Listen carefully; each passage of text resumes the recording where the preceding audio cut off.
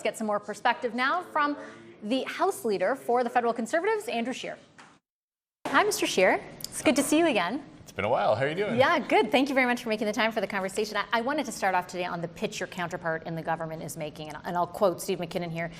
He asked MPs and Conservative MPs and voters to, quote, work together to, quote again, help make this country better. Do you see, from the suite of policies and pitches that they're making so far, something you can identify for Canadians tonight you would work with them on? Mm-hmm. Well, we're hopeful that they're serious. We saw in the last Parliament the Liberals didn't operate this way. They were happy to have the House of Commons stalled rather than hand over documents relating to one of their scandals. So maybe this is a legitimate new chapter in that. But look, it's quite clear that Liberals had to steal Conservative ideas to get elected. They had to basically concede that Conservatives were right about the carbon tax, about easy bail causing crime waves, and about many other Conservative policies. So that's why we supported things like our idea to remove the GST off of housing.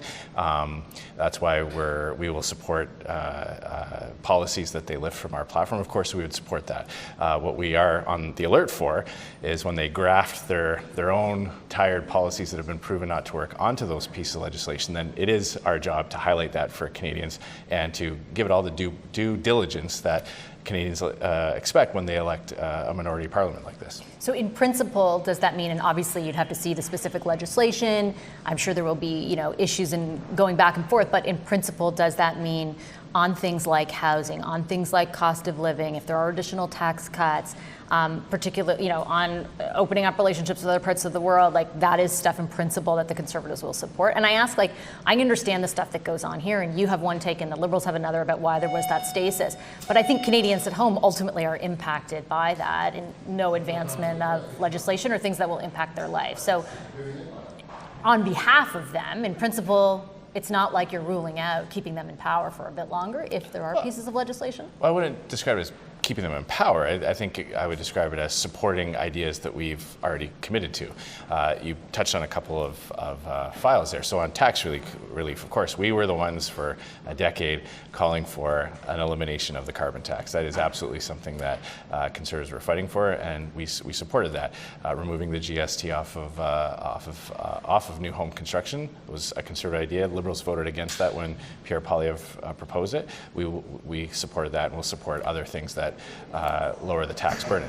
Now, when it comes to building bureaucracies, which is what the Liberal plan is morphing into, they announced $13 billion to build a bureaucratic structure rather than getting out of the way of new home construction. Well, those are things that we can't support. We don't believe that Canadians, unlike the Liberals, we believe that Canadians pay enough in taxes. We believe the government spends far more than it should. The deficit numbers are already eye-watering, and we're hearing rumors that they could be even bigger than Justin Trudeau's last deficit.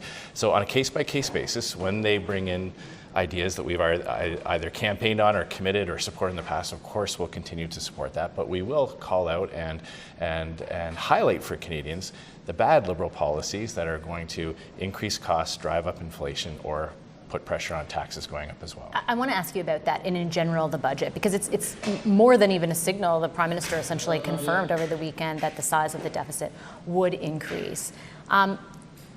Why are you inherently, and I understand a Conservative principle that you wouldn't want the size of the deficit to increase, but given the economic pressures we face, the impact that has on revenue because the economy is contracting, why are you reflexively against a deficit that grows? Doesn't it add up? Well, first of all, I think we should go back and understand what the Conservatives are generally going to do this session. That is hold Mark Carney to his own standard. So he wrote his campaign platform knowing that Trump's tariffs were in effect. He budgeted that out, and he committed in his platform a much lower deficit number than what they're now talking about. He committed to capping spending growth, even in the throne speech, which took place months after Trump became president and a full month after the election campaign. So I believe it's fair to hold Mark Carney to the promises on which he got elected. He went to the Canadian people, made a written promise to them, put it in writing in his platform, and I believe it's absolutely fair to hold him to that. Secondly, when the government has to borrow more money, when it's borrowing billions of money, that means it's gobbling up money out of the economy.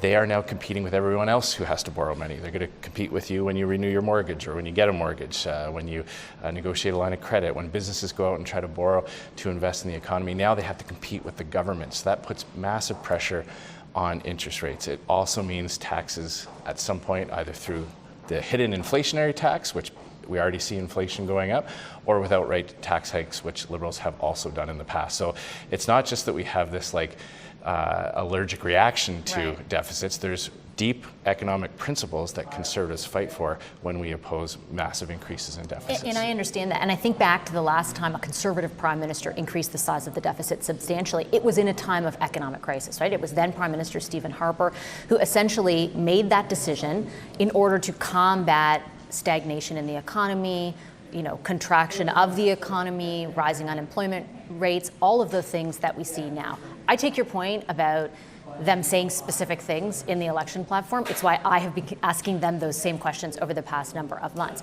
But now we have some real numbers showing us the impact of what Trump's tariffs are doing. A contraction of 1.6% in the second quarter of the economy, 10% loss of business investment.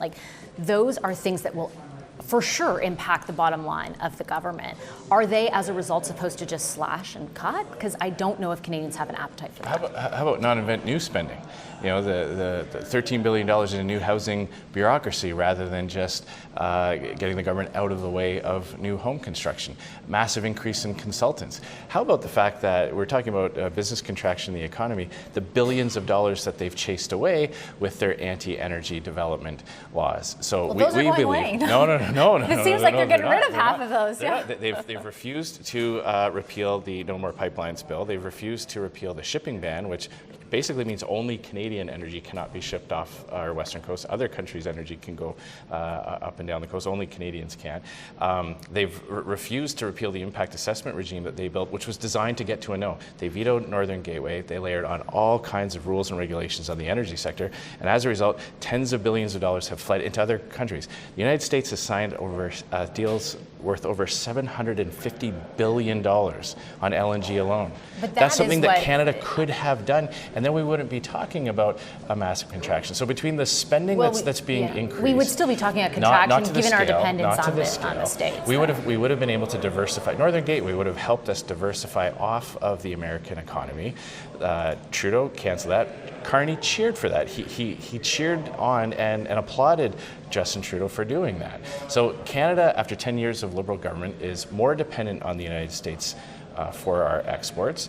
It's actually the same. It's 75% of our exports then, 75% of our exports now. No, but when you consider what it could have been, I mean, Northern Gateway was a real opportunity to get Canadian energy into Asian markets. But it lost in the courts. No. Justin Trudeau vetoed that. It lost in the courts Gateway decided, and then Trudeau decided not to fight it. He didn't appeal the decision from the court. Well, you say tomato, I say tomato. Justin Trudeau had the ability to see that pipeline through. He did not want it. I remember his speech when he explained the reason why he did not want Northern Gateway to proceed, despite the fact that there were multiple partnerships agreements signed by First Nations communities along the way, despite the fact it would have opened up Asian markets. He also stacked the deck against Energy East, which would have taken Western Canadian energy into Eastern Canadian markets, displacing foreign oil. So every way you look at it, the Carney-Trudeau Liberals, the policies that Mark Carney has kept in place, was designed to leave our energy in the ground. That is something that has made Canada's economy weaker and meant that the government has less fiscal capacity to respond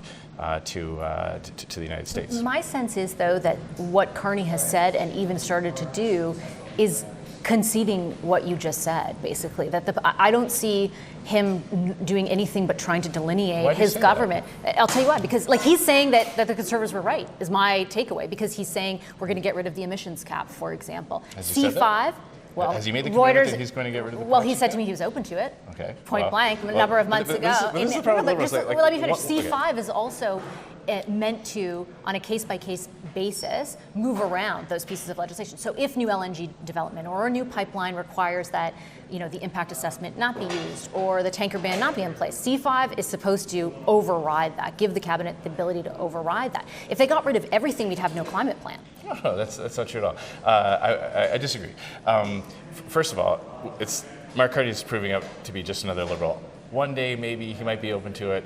He's been Prime Minister now for 6 months. He promised to move at unimaginable speeds, and nothing really has gotten done. His major project list is 5 projects that were all either already approved or in some cases already underway. I mean, not LNG Canada. The investor hasn't even made a decision on that yet.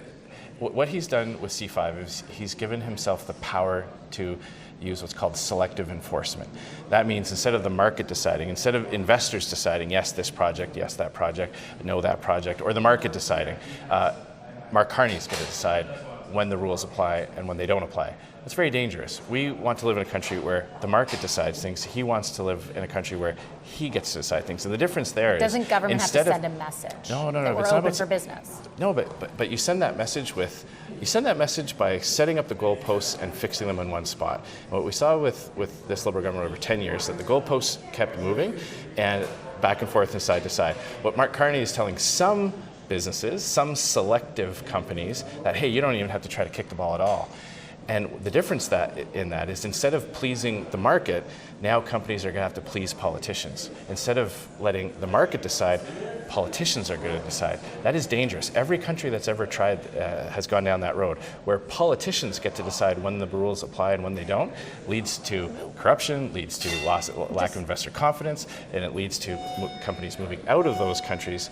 Even in a time of crisis, though, and I do take that point, but I know that your party has constantly cited this LNG terminal on the water in Germany as evidence of how fast things can get built. Germany essentially brought in their own C5 to override their own environmental laws in order to get that thing built, and it worked. But why just for one company? Why not have an accelerated approvals process based on fixed criteria for everyone?